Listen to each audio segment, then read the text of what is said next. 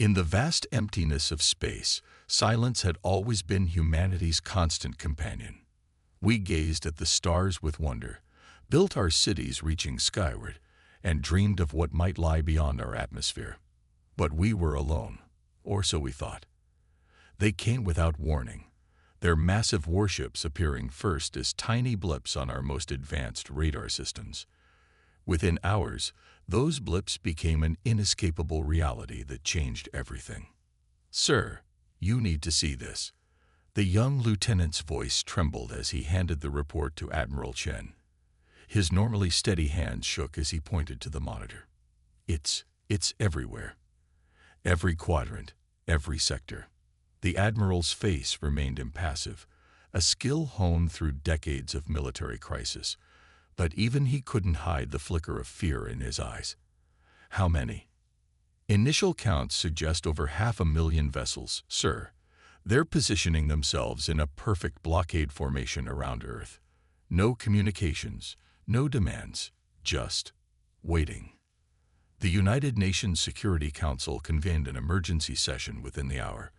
Representatives from every nation sat in stunned silence as the planetary defense chief displayed the holographic model of Earth, now surrounded by a shell of red dots so numerous they appeared as solid bands encircling the planet. "Ladies and gentlemen, we are completely outgunned," the defense chief stated flatly. "Our entire global fleet consists of just 12 experimental spacecraft, none designed for combat. We have no meaningful defense capability against a force of this magnitude." The room erupted into chaos. Accusations, blame, desperate plans. Some suggested immediate surrender. Others advocated for launching our nuclear arsenal into space in a final act of defiance. Neither option offered hope. But in a research facility beneath the Antarctic ice, Dr. Ito had spent 15 years working on something the aliens couldn't possibly know about. Project Lazarus was never supposed to be activated. A theoretical weapon so powerful its very existence had been classified beyond top secret. Only 3 people on Earth knew it existed, and 2 of them were already dead. "The system is ready," whispered Dr. Ito's assistant, sliding the activation key across the console. "But we don't know if it will work, or what will happen if it does." Dr. Ito stared at the small metal key, knowing that turning it would either save humanity or accelerate its destruction. Outside, families huddled around view screens, watching as the massive alien warships blocked out the stars themselves, casting Earth into an artificial night. In Washington, Beijing, Moscow, and 1,000 other cities, the same questions hung in the air. Why were they here? What did they want? Was this the end of human civilization, or something else entirely? As Admiral Chen prepared to address the planet in what might be humanity's final broadcast, an unexpected message arrived from the alien fleet. 3 words, transmitted in perfect English, that made even less sense than the invasion itself. "Return what's ours." And then, for the first time in human history, every electronic device on Earth activated simultaneously with the same image. An ancient stone carving that had been sitting unnoticed in a museum basement for over a century, its significance completely unknown until this moment. The stone carving flickered across billions of screens worldwide. A circular tablet no larger than a dinner plate, etched with spiraling symbols that resembled no known human language. Yet somehow, looking at it triggered a strange sense of familiarity in everyone who saw it. "That's impossible," whispered Dr. Ito, staring at her own screen. "That's the Voynich artifact." The Voynich artifact had been discovered in 1923 by a British archaeologist in a remote cave system beneath the Ural Mountains. For a century, it had been considered nothing more than an oddity, perhaps an elaborate hoax, or the creation of an unknown ancient civilization. Experts had studied it periodically, finding nothing remarkable except the strange material it was carved from, a metal-like stone that matched no known element on the periodic table. Admiral Chen received the briefing about the artifact while aboard the U.S. Defiance, Earth's newest and only combat-capable spacecraft.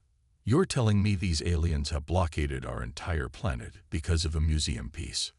Not just any piece, sir, replied the intelligence officer. The Voynich artifact was stolen from the International Historical Repository 3 days ago. Security footage shows nothing. It simply vanished from its display case. The Admiral's eyes narrowed. 3 days, right before they arrived. Across the globe, panic was setting in. Food hoarding, riot outbreaks, religious gatherings proclaiming end times. The alien ships remained motionless, their massive forms visible even in daylight as dark shapes against the blue sky. No further communications had been received since the cryptic 3-word message. In the Antarctic facility, Dr. Ito made a decision. She turned the activation key for Project Lazarus halfway. Not enough to activate the weapon, but enough to power up its scanning capabilities. The system had been designed not just to defend Earth, but to analyze any potential threat with technology decades ahead of anything publicly acknowledged. Beginning deep scan of nearest vessel, announced the system's eye. On the holographic display, one of the alien ships appeared in stunning detail. Its surface wasn't smooth as it had appeared from a distance, but covered in what looked like scars. These ships are ancient, Dr. Ito realized, examining the data. The metal composition shows evidence of molecular decay consistent with thousands of years of space travel. These aren't invaders, they're collectors. At the United Nations, an emergency council had formed with representatives from scientific, military, and governmental bodies. A young archaeologist was speaking, her voice trembling but determined. The symbols on the artifact match nothing in our historical record, but they appear in precisely 7 ancient sites around the world, all dated to approximately 15,000 years ago, all previously considered unrelated to each other. The council chamber fell silent as she projected images of cave paintings from Australia, petroglyphs from America, and stone carvings from Africa, all containing elements of the spiral pattern seen on the Voynich artifact. There's something else, she continued. When arranged geographically, these 7 sites form an exact match to the current position of the alien warships around our planet. Admiral Chen received this information while preparing Earth's pitiful defense fleet. He stared at the report, then at the stars visible through the viewport. They'd been here before, he murmured. Back in Antarctica, Dr. Ito's scanning system suddenly blared an alarm. The readout showed energy building within the alien fleet, massive power signatures activating in sequence around the planet. They're not just waiting, she realized with horror. They're searching. The system's AI suddenly spoke again. Unknown radiation detected beneath Earth's surface. Pattern matches alien vessel emissions. Location: directly beneath Monument Valley, United States. Depth: 7 miles. Within hours, Monument Valley had been evacuated.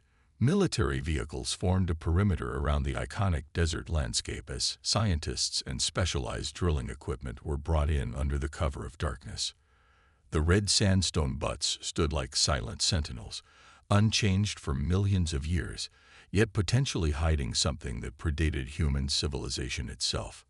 Admiral Chen had insisted on being there personally, leaving the Defiance under his second-in-command's authority. He stood now at the edge of a hastily established command center, dust swirling around his boots as he watched the drilling operation begin. How did we never detect this before? He asked the head geologist, a weathered woman who'd spent her career studying Earth's hidden structures. Because we weren't looking for it, she replied simply. Our deepest drilling operations barely scratched the surface compared to this depth. And whatever's down there doesn't register on standard geological surveys. It's as if it was deliberately shielded. Meanwhile, governments worldwide were struggling to maintain order. In some regions, the alien presence had sparked not fear but worship, cults forming overnight, their members convinced that long-prophesied gods had returned. In others, militia groups mobilized, as if their small arms could possibly defend against visitors who commanded technology capable of crossing interstellar space. The internet was flooded with theories, each more outlandish than the last. Yet in all the chaos, a pattern emerged, stories and legends from diverse cultures, all describing visitors from the stars who had come before, who had shared knowledge, and then departed, promising someday to return. Stories long dismissed as myth were being frantically re-examined by scholars around the world. At the Antarctic facility, Dr. Ito made a breakthrough. The scans of the alien ships revealed something extraordinary. They weren't powered by any conventional means. No fusion, no antimatter, not even exotic theoretical drives. Instead, each vessel seemed to harness energy directly from the fabric of space-time itself. "It's like they're not fully here," she explained to her increasingly bewildered team. "They exist partially in another dimension, which is why our weapons would be useless. You can't shoot what isn't entirely present." She hesitated before sharing her next discovery. And based on these readings, whatever's buried under Monument Valley uses the same technology. In Washington, intelligence agencies had tracked down the museum's head curator, the last person to have handled the Voynich artifact before its disappearance. They found him in a small coastal town, living under an assumed name. "I didn't steal it," he insisted during interrogation. "It asked to be moved." "An inanimate object asked you," the agent said skeptically. The curator's eyes were distant, haunted. "It spoke in my mind, showed me things, memories that weren't mine, of stars I'd never seen, of a civilization that seeded worlds across the galaxy. They called themselves the progenitors." While the world focused on Monument Valley, few noticed the strange phenomena occurring at the other 6 sites, matching the ancient symbols, aurora-like lights appearing regardless of latitude, electronic devices failing, and in some locations, people reporting shared dreams of vast starships and a catastrophic war that had raged across the stars millennia ago. Back in Monument Valley, the drilling operation hit something at exactly 7 miles down.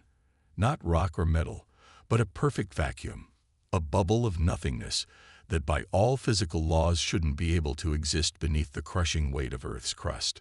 "Stop the drilling," ordered Admiral Chen immediately. But it was too late. The ground beneath them shifted, not violently but with deliberate purpose, as if the Earth itself was rearranging its components. The drilling equipment was pulled downward, not by gravity but by some other force, disappearing into the expanding void without a sound. Above, the alien ships changed position for the first time since their arrival. A group of 7 massive vessels, larger than all the others, moved to positions directly above each of the 7 ancient sites. From these ships, beams of light that somehow appeared black against the sky stretched downward, touching Earth's surface with surgical precision. Dr. Ito's sensors went wild. "They're establishing a resonance field," she reported, her voice tight with tension. "The 7 sites are connecting to each other through some kind of subspace network." In Monument Valley, Admiral Chen and the research team watched in awe as the ground before them began to rise, sand and stone flowing like liquid to form a perfect spiral pattern identical to the one on the Voynich artifact, but massive, nearly a mile across. At the center of this spiral, a single point of light appeared, floating several feet above the ground. It pulsed once, twice, and then expanded outward, forming a translucent doorway through which strange stars were visible. Admiral Chen's communication device activated without his input. On the small screen was the face of a person he'd never seen before, yet somehow felt he recognized. Their features were almost human, but not quite, with proportions just slightly wrong and skin that seemed to shimmer with an inner light. "We have returned as promised," said the being, in a voice that seemed to bypass Chen's ears and speak directly to his mind. "Now you must make a choice for your entire species." The being smiled, revealing teeth too perfect and too numerous. "Will you honor the compact your ancestors made, or shall we reclaim what we left behind by force?" And across the world, at that exact moment, every human being experienced the same vision, a memory not their own, of Earth as it was 15,000 years ago, when humanity was young and vulnerable, and visitors from beyond the stars offered a bargain whose true cost was only now becoming clear. The shared vision released its grip on humanity, leaving billions of people stunned, trying to process memories that weren't their own yet felt undeniably real. In that vision, they had seen their ancestors, primitive humans with developing language and simple tools, encounter beings of light who offered knowledge and protection in exchange for safeguarding something precious. What that something was remained frustratingly unclear, the memory fragmenting just before this crucial detail. Admiral Chen found himself on his knees in the Monument Valley sand, the alien entity's image still floating before him in the translucent doorway. Behind him, military personnel and scientists alike were shakily regaining their composure. "What compact?" Chen demanded, rising to his feet. "We have no record of any agreement. If our ancestors promised something, that knowledge has been lost to time." The being's expression remained unnervingly serene. "Not lost. Hidden. Within each of you." Its gaze seemed to look through Chen rather than at him. The Voynich artifact was merely a key. The lock exists in human DNA itself. Around the world, the other 6 sites had fully activated, each forming identical spiraling gateways. Governments scrambled to secure these areas, but their efforts proved futile as invisible force fields prevented any approach within half a mile of each site. Through each doorway, different star patterns were visible, 6 destinations across the cosmos. Dr. Ito, monitoring from Antarctica, made a chilling discovery. The energy output from these gateways is increasing exponentially, she reported to the Global Emergency Council. At this rate, they'll destabilize Earth's magnetic field within 72 hours. The council erupted into panic to debate. Some advocated immediate capitulation to the alien demands, give them whatever they wanted, and pray they'd leave. Others insisted on resistance at any cost, even suggesting deploying nuclear weapons against the alien vessels despite all evidence that such attacks would be futile. "We need time," insisted Dr. Ito. Project Lazarus wasn't designed as a weapon. It was designed to communicate with exactly this kind of technology. If I can interface with their systems, maybe I can buy us more time to understand what they actually want. Meanwhile, something unexpected was happening to people worldwide. Those with certain genetic markers, roughly 1 in every 1,000 humans, began experiencing intense migraines followed by startling new abilities. A farmer in Kenya suddenly understood the alien language. A schoolteacher in Brazil could visualize complex multidimensional equations. A child in Vietnam began drawing detailed schematics for technology that shouldn't exist. "It's activating," explained the curator who had moved the Voynich artifact, now working with government scientists. "The progenitors hid their knowledge in us, fragmented across thousands of bloodlines. They knew they might not return for generations, so they ensured the knowledge could never be fully lost, or used all at once." Admiral Chen returned to the Defiance, Earth's sole warship now joined by 11 hastily armed civilian spacecraft, humanity's pitiful defense fleet. From orbit, the full scale of the alien blockade was breathtakingly apparent. The 500,000 ships formed perfect geometric patterns, mathematical precision that seemed almost artistic. "Admiral," his communications officer called, voice tight with tension. "We're detecting movement from the main fleet. Hundreds of smaller vessels are deploying. Current trajectory puts them on course for major population centers." Chen watched the tactical display with growing dread. The alien ships were positioning themselves above every city with a population over 1 million, not attacking, waiting. In Antarctica, Dr. Ito made the decision. She turned the key fully, activating Project Lazarus. The facility hummed with power as the system designed in absolute secrecy came fully online, establishing quantum resonance with progenitor technology, announced the system's eye. Connection achieved. The holographic display transformed, showing not just the alien ships, but the intricate web of energy connecting them to the 7 gateways and to each other. It was beautiful, like a living constellation wrapped around Earth. "Oh God," whispered Dr. Ito as the true pattern became clear. It's not a weapon or a treasure they left here. It's—" Her words were cut short as the facility's power surged uncontrollably. Project Lazarus had made contact with something far more powerful than anticipated.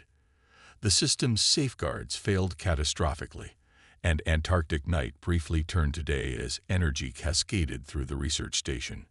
At Monument Valley, Admiral Chen received the report of Dr. Ito's apparent failure just as the alien entity emerged completely from the gateway, stepping onto Earth soil for the first time in 15 millennia. "Your time to decide has ended," it announced, its voice now audible rather than telepathic, deep and resonant like a perfectly tuned instrument. "We will reclaim what is ours." The being raised its arms, and at all 7 sites around the world, the gateways flared blindingly bright. From each, identical beings emerge, walking in perfect synchronization. Above, the massive alien fleet began to move, their formation shifting into a new configuration that seemed to focus their collective energy toward Earth's surface. The being looked directly at Chen. "What your kind has forgotten. We remember. The compact was not for safekeeping. It was for development." "Development of what?" Chen asked, his mouth dry with fear. The being's eyes seemed to contain galaxies as it answered. "Of you." In that moment, across the world, every human with the activated genetic markers collapsed simultaneously. Their eyes opened seconds later, glowing with the same light as the alien beings, their minds suddenly holding knowledge that humanity was never meant to access all at once. And deep beneath the Earth's crust, something that had slumbered for 15,000 years began to awaken, its consciousness slowly assembling itself from fragments stored in millions of human minds, pieces of a vast intelligence finally coming together to fulfill its purpose, whatever that might be. The awakening happened not with violence but with understanding. As the consciousness buried deep within Earth coalesced, drawing fragments from the minds of those special few, its true nature became clear. It wasn't a weapon or a treasure. It was a seed. A seed planted by the progenitors millennia ago, designed to grow alongside humanity, nurtured by our evolution, our struggles, our triumphs. The being who had spoken to Admiral Chen stepped forward, its form now less alien as Chen's perception expanded to truly see it. "We did not create you," it explained, gesturing to the humans gathered around.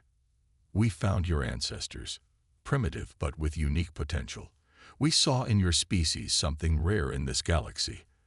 Adaptability, creativity, resilience. Qualities our own kind had lost over millions of years of technological advancement. Above them, the massive fleet remained in position, but their threatening aspect had somehow diminished. They were watchers, guardians, not conquerors.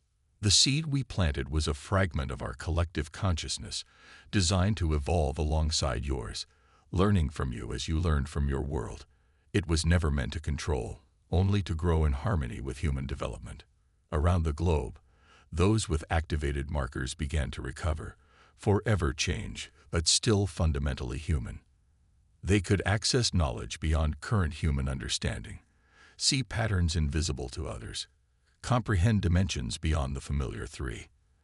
They became bridges between 2 civilizations, separated by gulfs of time and space. Dr. Ito survived Project Lazarus's overload, though the facility was destroyed. As she was evacuated from Antarctica, she finally understood what her lifetime of work had been building toward. "We were never alone," she whispered to herself. "We were never truly separate." In the days that followed, humanity faced its greatest challenge, not an alien invasion, but a profound evolution. The awakened consciousness beneath Earth did not seek control or domination. Instead, it offered perspective, the accumulated wisdom of a billion-year-old civilization blended with humanity's unique viewpoint. Admiral Chen stood at the Monument Valley Gateway one final time, watching as most of the alien fleet prepared to depart. Only 7 of the massive ships would remain, one positioned above each gateway, maintaining the connection between Earth and the vast network of progenitor worlds across the galaxy. "You still haven't explained why you return now," Chen said to the being beside him, "After 15,000 years, why this moment?" The being's expression showed something like fondness. "Because you were ready, and because you are needed." It gestured toward the stars visible through the gateway. "There is a darkness spreading between worlds, a force that consumes civilizations. Our technology cannot stop it. Our logic cannot comprehend it. But you." The being turned to look at humanity's representative. "Your kind thinks differently, creates differently, dreams